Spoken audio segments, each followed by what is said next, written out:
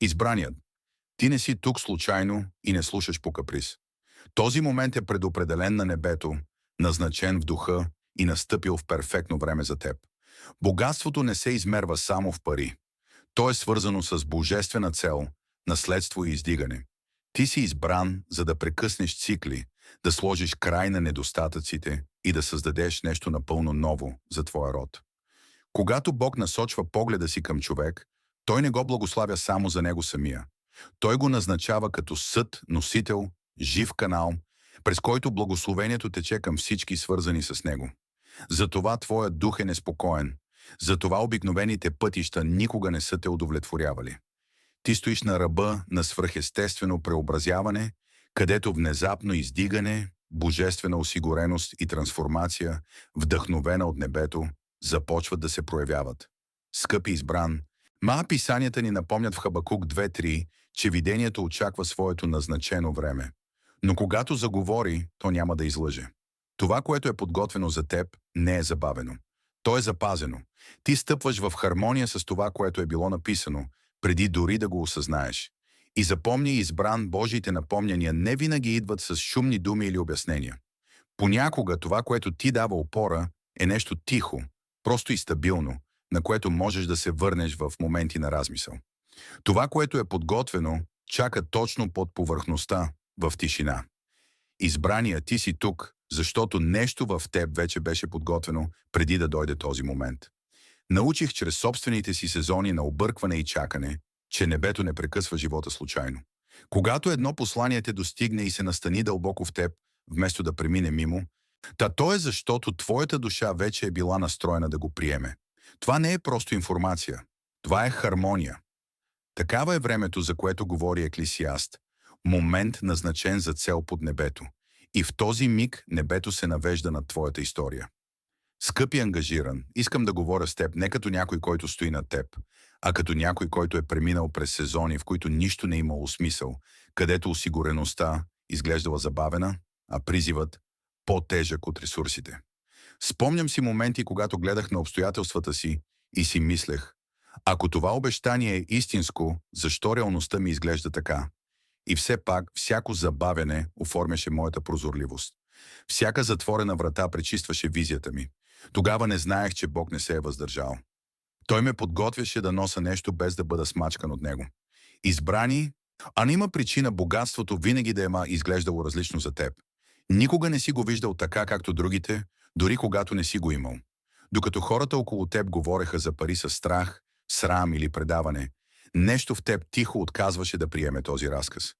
В дълбочината на душата си, дори и без да го осъзнаваш напълно, си разбирал, че парите не са господар. Те са инструмент, носител, средство, а не идентичност. Това осъзнаване не идва само от възпитанието, а от призвание. Спомням си как седях в стаи, в които хората безкрайно се оплакваха от недостиг, от системи, от несправедливостта на живота.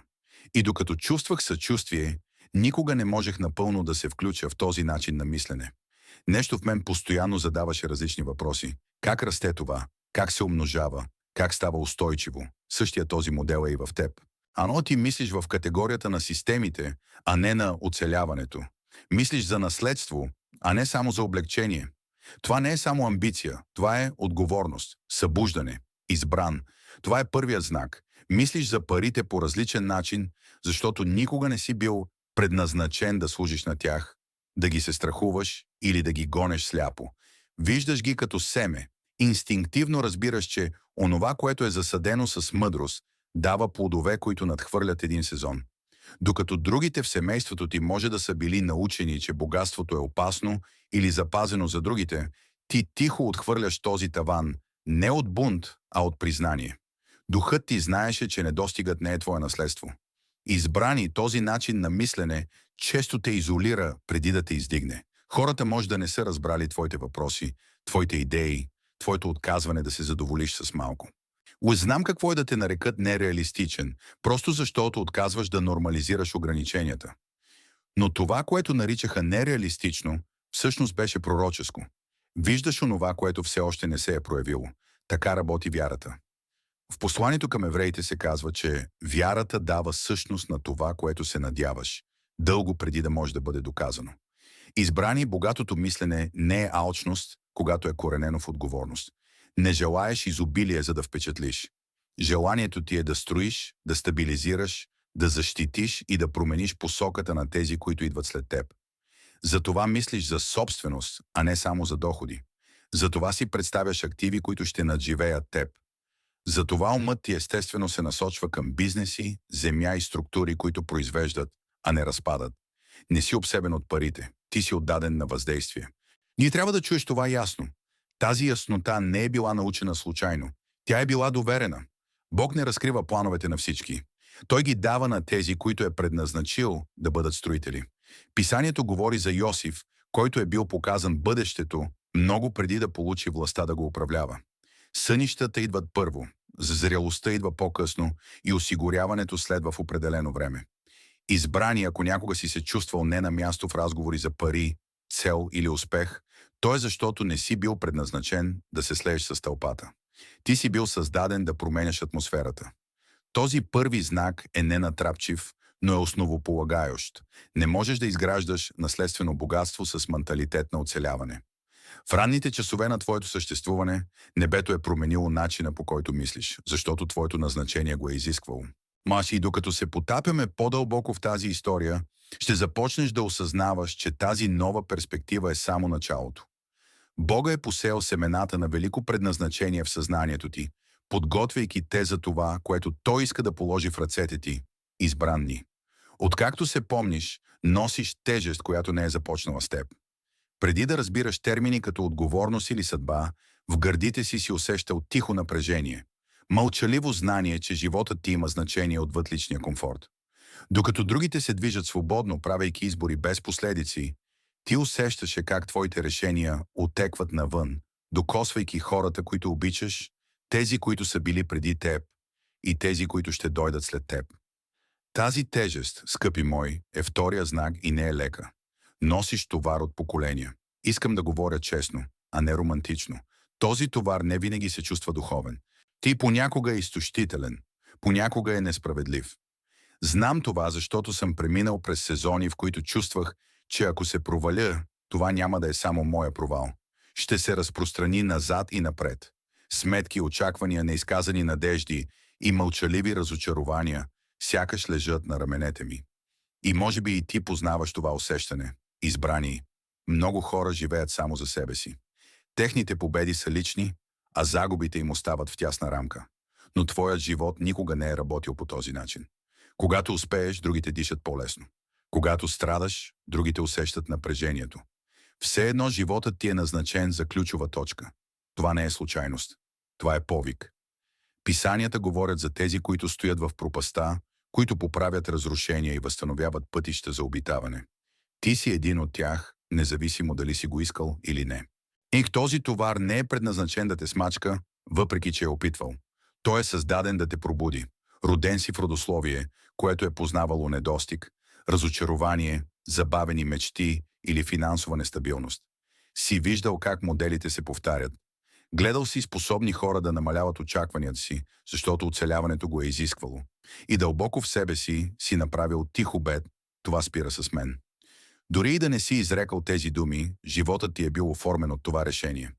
Спомням си как веднъж осъзнах, че борбите ми не са случайни. Те бяха тренировка. Трябваше да стана по-силен от тези преди мен, защото бях предназначен да нося по-нататък. Трябваше да науча сдържаност, мъдрост и издръжливост, защото онова, което в крайна сметка щях да управлявам, изискваше това.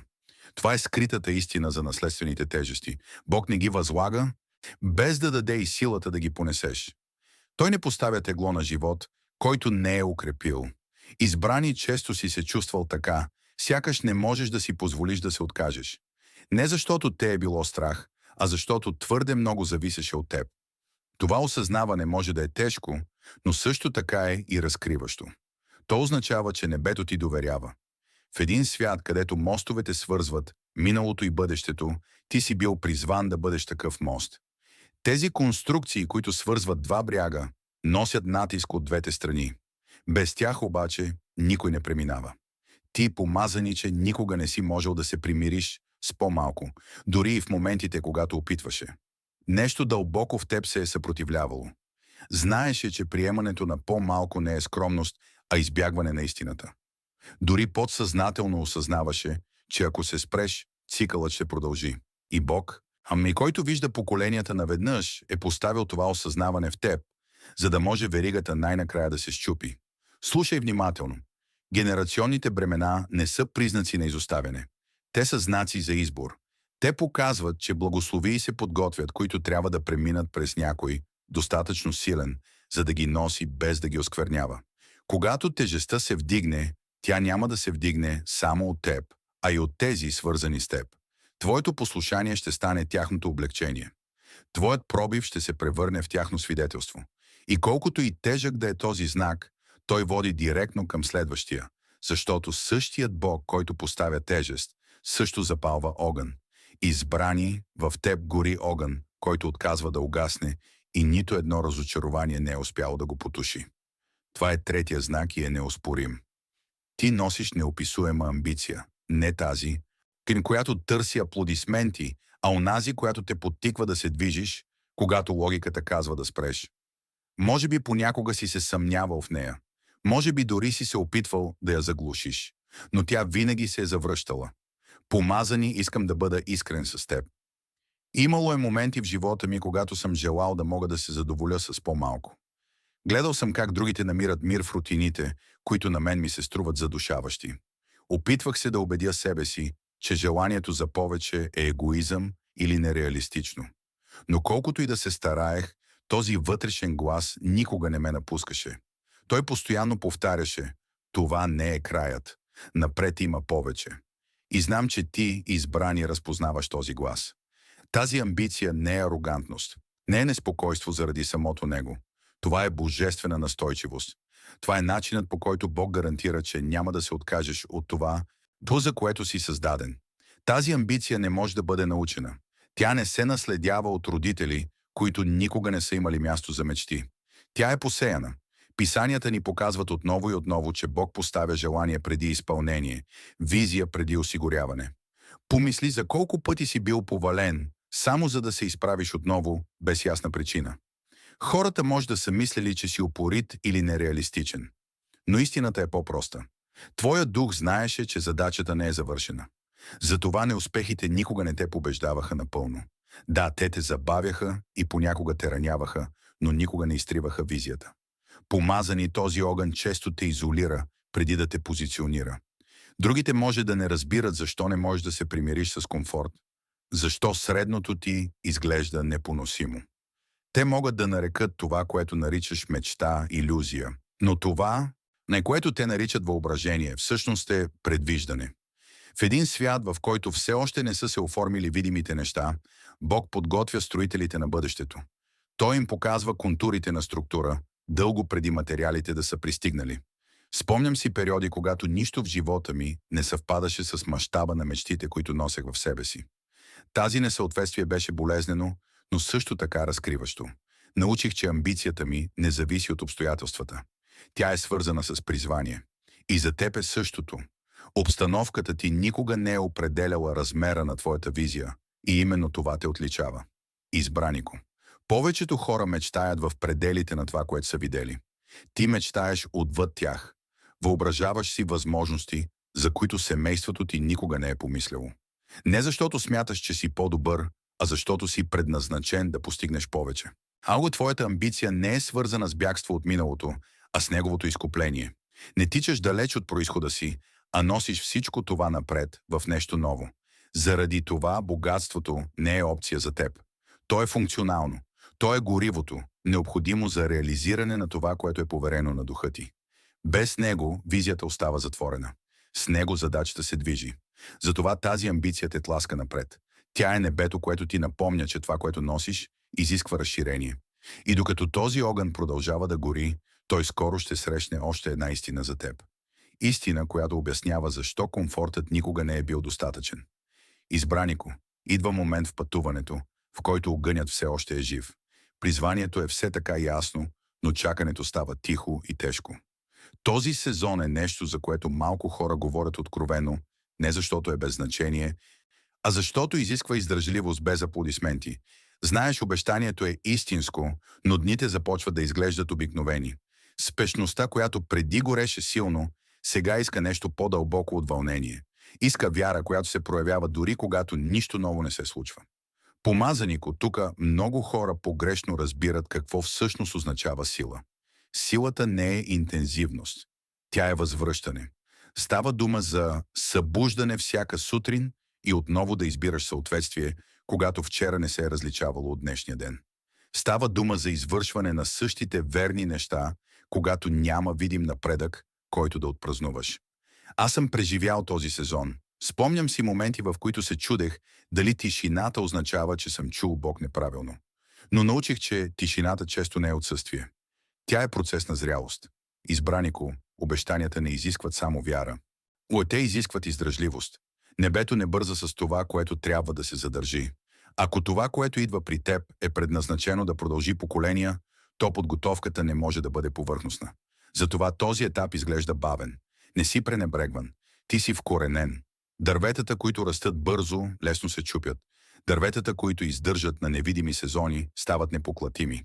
Помазанико, умората не те дисквалифицира. Изтощението не означава, че ти липсва вяра. То означава, че си бил верен дълго време. Имало едно време в един свят, където хората често се съмняваха в обещанията, които им бяха дадени. В този свят умората от носенето на тези обещания не беше рядкост. Но Бог знаеше разликата между съмненията и умората. Писанията говорят за онези, които чакат Господа и възстановяват силите си. Не защото никога не се уморяват, а защото постоянно се връщат. Връщат се в доверието и послушанието. Връщат се в тихото знание, което ги е довело до тук. В обикновените дни, когато взимаш решения, които никой не вижда, и обръщаш внимание на малките детайли, излиза наяве истинската същност на вярата. Изборът на интегритет, когато лесните пътища са на една ръка разстояние, и сдържаността, когато гневът нараства, са моменти, които рядко изглеждат духовни. Но именно в тези мигове вярата се доказва. Тук е мястото, където бъдещото богатство се учи как да ти служи, вместо да те контролира. Постоянството в настоящето предотвратява корупцията в бъдещето. Периодите на чакане разкриват тайни, които емоционалните върхове никога не могат. Те ти показват какво остава, когато вълнението отмине. Дали вярваш в Бога заради това, което Той дава, или заради това, който Той е. Но това не е наказание, а пречистване. Златото не бива да се бърза през огъня. То се държи там, докато нечистотиите изплуват и се отстраняват. Това, което изглежда като забавене, всъщност е защита. Имало е дни, в които жадувах за знак, за потвърждение, достатъчно силно, за да заглуши всяко съмнение. Вместо това получих поканата да си спомня. Да си спомня за онзи момент, когато призванието стана неоспоримо. Да си спомня колко далеч вече си стигнал. Да си спомня тихите начини, по които осигуряването се е появявало преди да можеш да го обясниш. Вярата често се утвърдява не от нови откровения, а чрез връщане към онова, което вече е доказано. Има един тих напомнян, деликатно поставен в описанието или в прикрепения коментар. Понякога само забелязването на неговото присъствие е достатъчно. Не подценявай силата на оставането. Оставането верен, няко оставането в синхрон, оставането честен пред Бога, когато се чувстваш уморен. Небето наблюдава внимателно това постоянство. Много искат благословията, но малко са готови да останат стабилни, когато нищо не се променя отвън.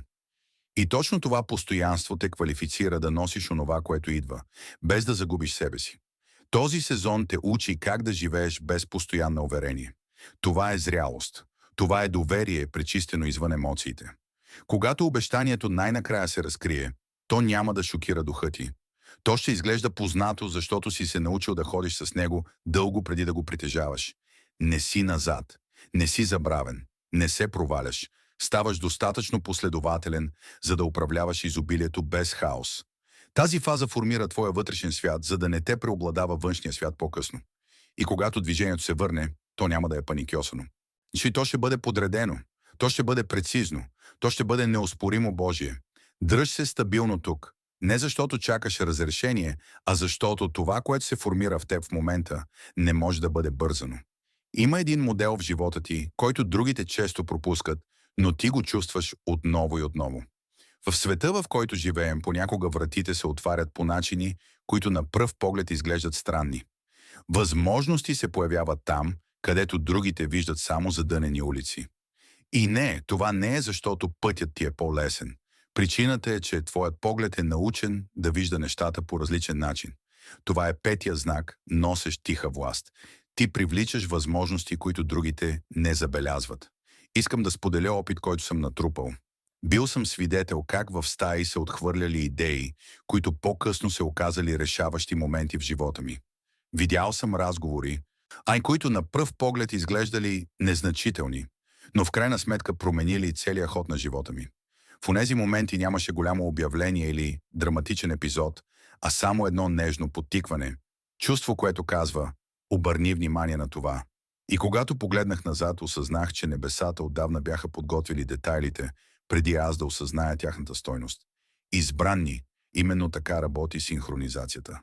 Благоприятните възможности рядко идват с шум и трясък. Те пристигат тихо през времето, разпознаването и осъзнаването. Докато другите чакат перфектната обстановка, ти забелязваш потенциала в недовършените неща. Виждаш стойност там, където другите виждат неудобство. Това не е просто оптимизъм. Това е визия. В писанията често виждаме, че осигуряването следва послушанието, а не сигурността. Ти се движиш и защото нещо вътре в теб разпознава възможността, преди логиката да може да я обясни. Вероятно си бил обвиняван в късмет, но ти знаеш истината. Късметът не те учи на сдържаност, но благоволението го прави. То те обучава да разпознаваш кога да действаш и кога да чакаш. Усъвършенства способността ти да усетиш, когато една врата е от Бог и кога е просто разсейване, облечено като възможност. Тази способност е изградена чрез опит, а не чрез теория. Дори в трудности вратите не са се затворили напълно пред теб. Може би те са се стеснили, може би са изисквали смирение, за да влезеш, но не са изчезнали. Това е така, защото твоето призвание изисква достъп. Богатството не идва само от усилия. То идва чрез позициониране, а твоята душа е позиционирана така, че да забелязва това, което другите пренебрегват. Тази способност ще те защити в бъдеще. Когато изобилието пристигне, мнозина ще се втурнат към шум и внимание. Ти обаче ще разпознаеш същността. Ще знаеш кои възможности се умножават и кои изтощават. Тази разпознаваемост не се учи в спокойно време. Тя се кове, когато ресурсите са ограничени и изборите имат значение. Този знак не е свързан с гонитба на всичко, което се отваря. Той е за разпознаване на факта, че небесата са обучили очите ти. И докато продължаваме напред, ще разбереш защо това осъзнаване беше необходимо, преди да се прояви следващият знак. Избран ни в някакъв момент твоят път започна да се отделя от очакванията на другите. Не изведнъж и не без цена. Това е шестият знак и той често носи недоразумение преди да донесе плод. Беше готов да се откъснеш от ограничителните традиции. Зная колко болезнено може да бъде това. Има уникална скръб, свързана с това да надраснеш познатите пътища. В света на невидимите граници, които оформят живота ни, се крият семейните очаквания, културните норми и наследените вярвания за безопасност и успех. Когато решиш да преминеш извън тези граници, не просто променяш посоката си. Ти предизвикваш основите, на които другите разчитат, за да се чувстват сигурни. Затова често следва съпротива. Ти, избраният, не се бунтуваше. Ти просто отговаряше.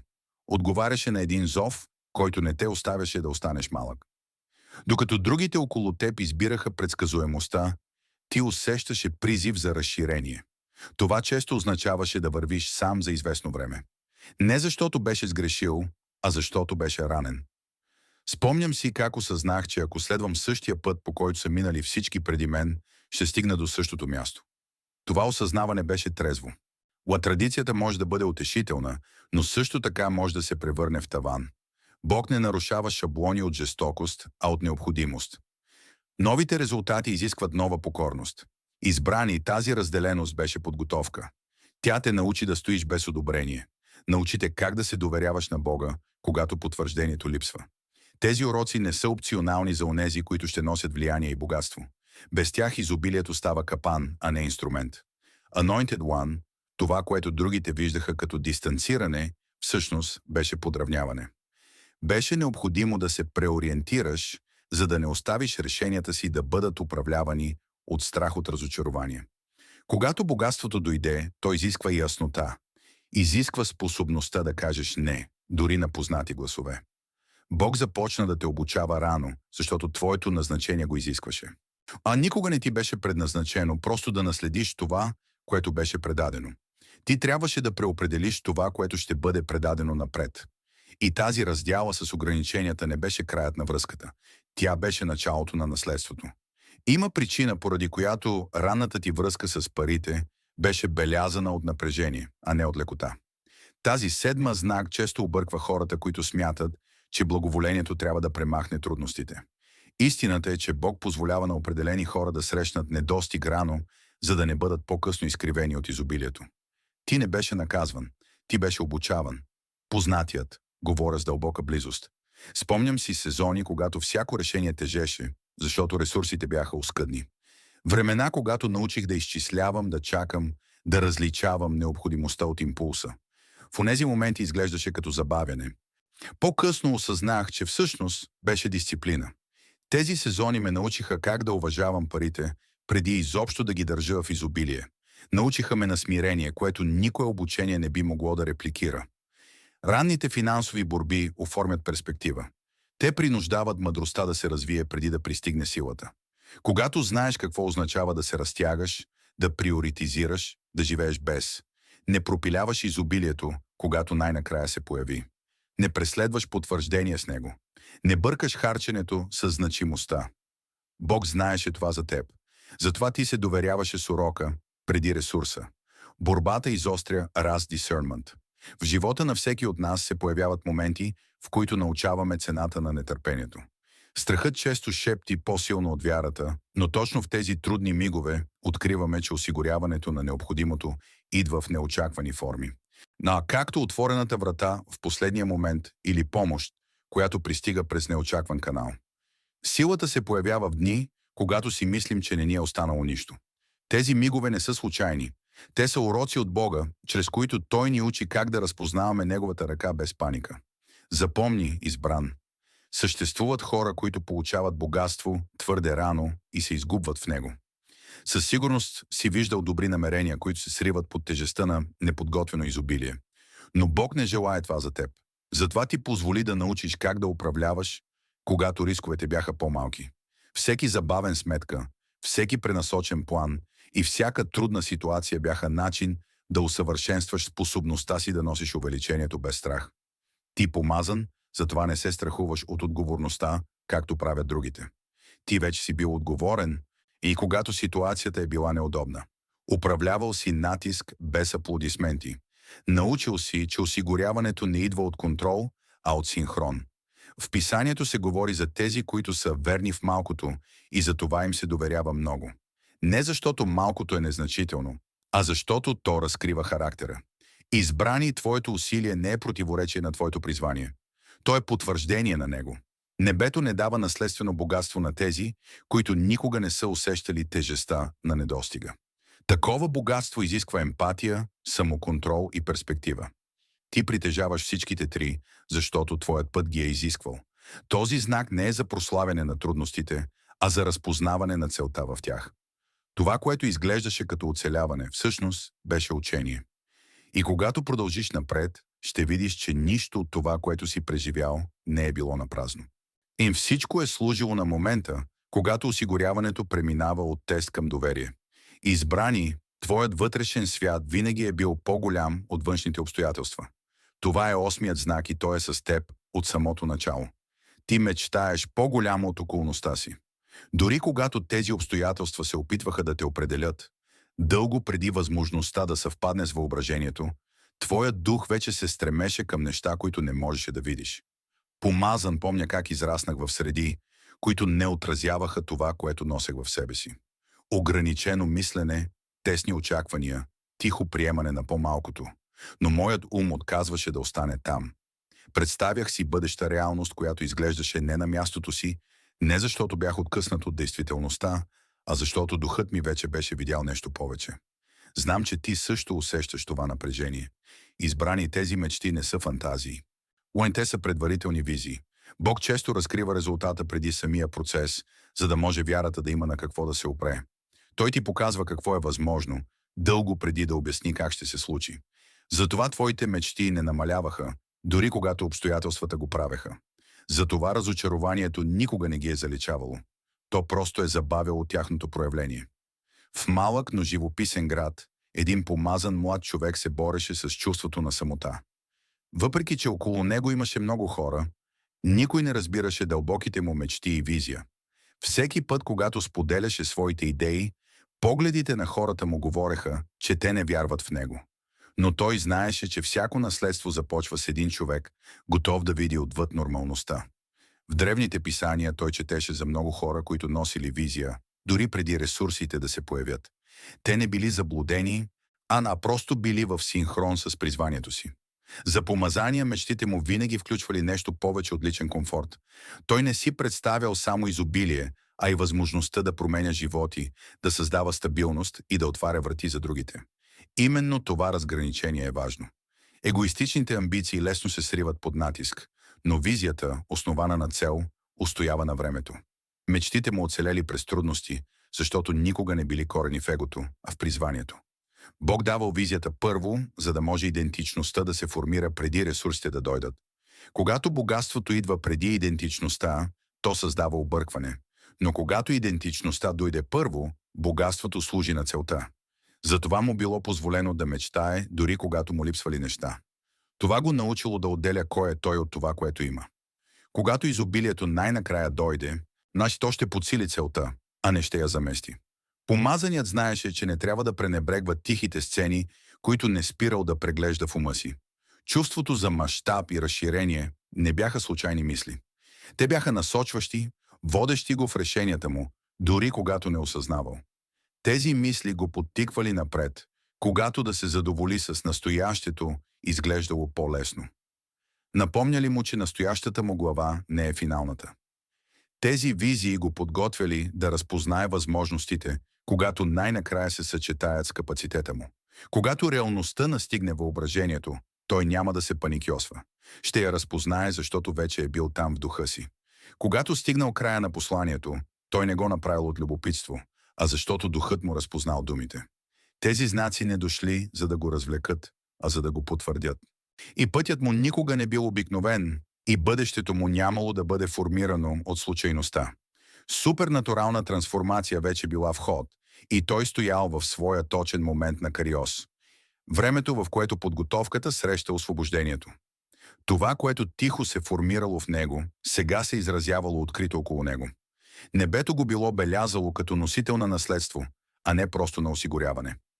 Богатството, свързано с живота му, имало цел, било чисто и поколенческо. То щяло да дойде в ред, а не в объркване, и щяло да служи на това, което Бог доверил на духа му, дълго преди да го докосне с ръцете си.